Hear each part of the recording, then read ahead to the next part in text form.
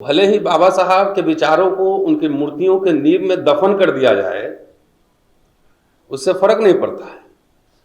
मैं देश भर में जहां जहां जाता हूं तो सब कंपटीशन लगा हुआ है। 200 फीट ऊंची मूर्ति है, 400 फीट ऊंची मूर्ति है। बाबा साहब मूर्तियों में थोड़ी है, गुरु घासीदास मूर्तियों में थोड़ी है। गुरु घासीदास या फिर कबीर रविदास मूर्तियों में थोड़ी, विचारों में जिंदा है।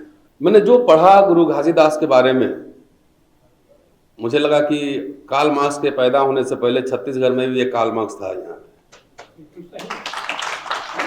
यही मेरी समझ है।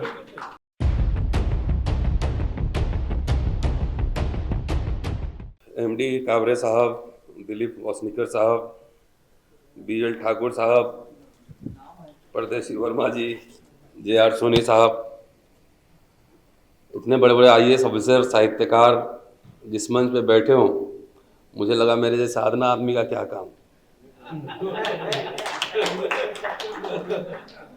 अगले सत्र में विस्तार से बात करेंगे। बहरहाल महिला दिवस है, उसकी शुभकामनाएं। अगले सत्र में आएंगे तो उस पर भी बात करेंगे, डेमोक्रेसी पे भी बात करेंगे, कॉन्स्टिट्यूशन पे भी बात करेंगे। लेकिन मुझे ये पता नहीं था कि इसमें भी बोलना है। मैं थोड़ा तैयारी करके आता, बहरहाल, क्योंकि बगैर तैयारी के मैं बोलता नहीं। अरे नहीं, कल मैं बिलासपुर में था तो मैंने जितना बहुत पढ़ा गुरु घासीदास के बारे में, तो मुझे लगा कि as a professional researcher, as a historian, student of history, Guru Ghasidas पे जितना रिसर्च होना चाहिए था, इतिहासकारों ने उस पर काम नहीं किया, इग्नोर नहीं किया। मैं इतिहास का छात्र हूँ और इतिहास की राजनीति जो है बहुत, बोलते हैं, तीखी होती है। खेल पूरा कातिलाना होता है। इतिहास की राजनीति, खेल पूरा इतिहास में ही है। और अभी आप देख रहे होंगे कि पूरा सिलेबस बदला जा रहा है। हिंदू राष्ट्र बनाने की बात हो रही है, मुगल गायब किए जा रहे हैं, महिला को अर्धांगिनी, गृह लक्ष्मी, इस तरह से प्रोजेक्शन हो रहा है। क्योंकि अभी जो पावर में लोग हैं, चाहे छत्तीसगढ़ हो, चाहे दिल्ली हो, रायपुर हो या दिल्ली हो, इस संविधान में विश्वास करने वाले लोग नहीं थे, नहीं हैं। और इसमें कोई कंफ्यूजन नहीं होना चाहिए, लोगों को बोलना चाहिए। मैंने जो पढ़ा गुरु घासीदास के बारे में, मुझे लगा कि कार्ल मार्क्स के पैदा होने से पहले छत्तीसगढ़ में भी एक कार्ल मार्क्स था। यहाँ यही मेरी समझ है। हाँ, क्योंकि जमीन के सवाल पर, महिला मुक्ति के सवाल पर, मजदूरी के सवाल पर जो मुद्दे उन्होंने उठाए, और वो किसी यूनिवर्सिटी के कोई प्रोफेशनल तो थे नहीं, पढ़े तो थे नहीं, अपने अनुभव के आधार पर। और मैं समझता हूं कि ऐसे महान लोगों को उसी श्रृंखला में रखी जानी चाहिए जहां तथागत बुद्ध, गौतम बुद्ध से लेकर Kabir, Phule, Ravidas, Karl Marx, Lenin, Ambedkar, तमाम ऐसे लोग जो हुए उसी श्रृंखला के करीब। क्योंकि थोड़ा इतिहास का छात्र होने के नाते थोड़ा बहुत मैं समाजवाद भी पढ़ता हूँ, थोड़ा गांधीवाद भी, थोड़ा अंबेडकर भी पढ़ता हूँ, सब पढ़ता रहता हूँ। तो कहीं ना कहीं मैं लिंकेजेस एस्टैब्लिश करने की कोशिश करता हूँ कि इनके विचारों में क्या संबंध है। तो एक चीज़ तो जो मुझे समझ में आती है, गुरु घासीदास के बारे में जितना पढ़ा, इंटरनेट से ही पढ़ा, क्योंकि मैं इस किताब को देख रहा था। तो जनरली जब हम लोग किताब लिखते हैं, और ख़ास तौर से हिस्टोरिकल पर्सनालिटी पे, तो हम लोग रेफरेंस नहीं देते हैं, ज़्यादातर लोग ऐसे। लेकिन इतिहास बगैर रेफरेंस के होता नहीं। तो 48 रेफरेंस आपने दिया है इस किताब में। और ये सबसे पहले मैं किताब जब पढ़ता हूँ तो पहले पीछे का पन्ना देखता हूँ कि इसमें कथा कहानी है या कुछ ऐतिहासिक दस्तावेज हैं। तो मुझे लगता है कि काफ़ी आपने मेहनत की है, और थोड़ा बहुत छोटा मोटा रिसर्चर होने के नाते मुझे पता है कि पढ़ना लिखना कितना मुश्किल काम होता है। एक सवाल और मेरे जहन में आई, जैसे आपने स्तंभ की बात की, मठ की बात की।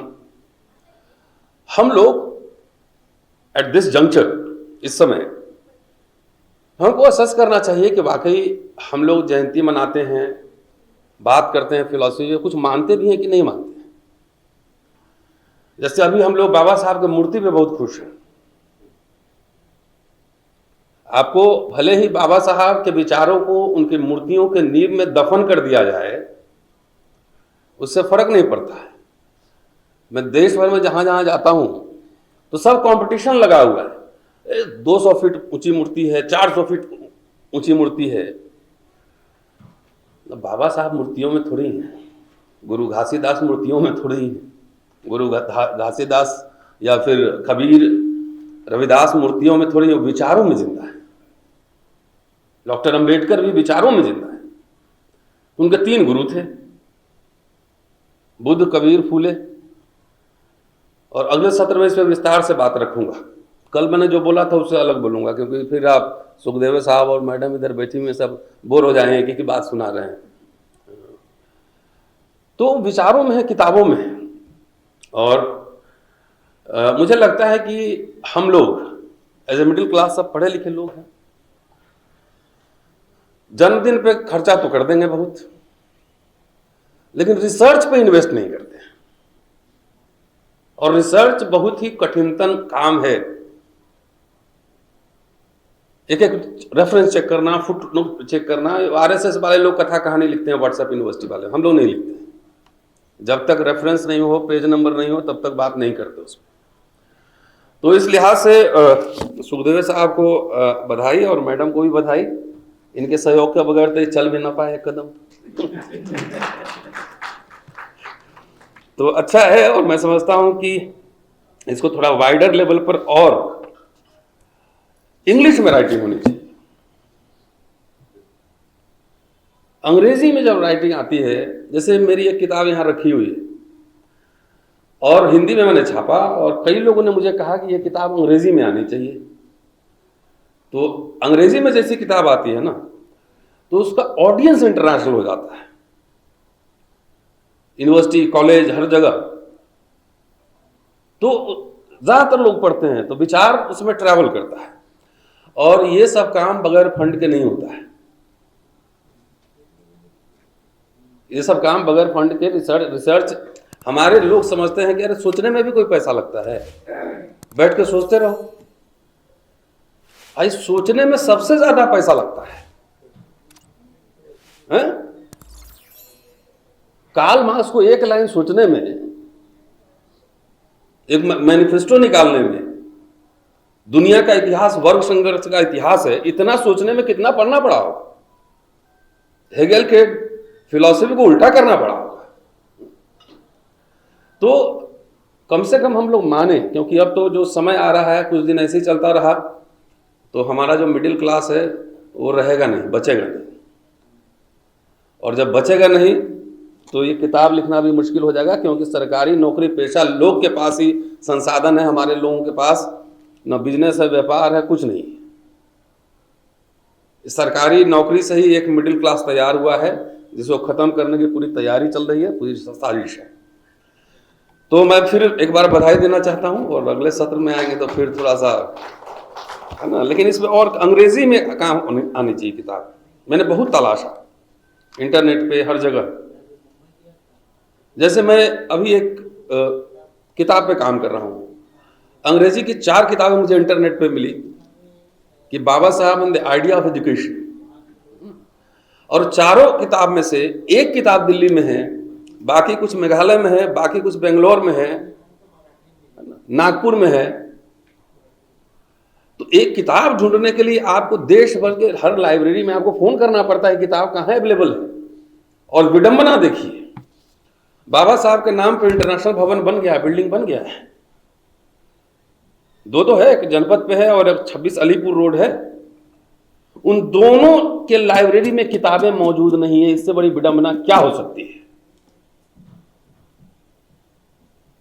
कि मैं चाह रहा था कि हिंदी में कुछ किताबें, बाबा साहब को अंग्रेजी में बहुत किताबें हुई, हिंदी में कहूंगी तो निकालूं, तो वही किताब ढूंढने के लिए मुझे 50 फोन करने पड़े। किस लाइब्रेरी में होगा?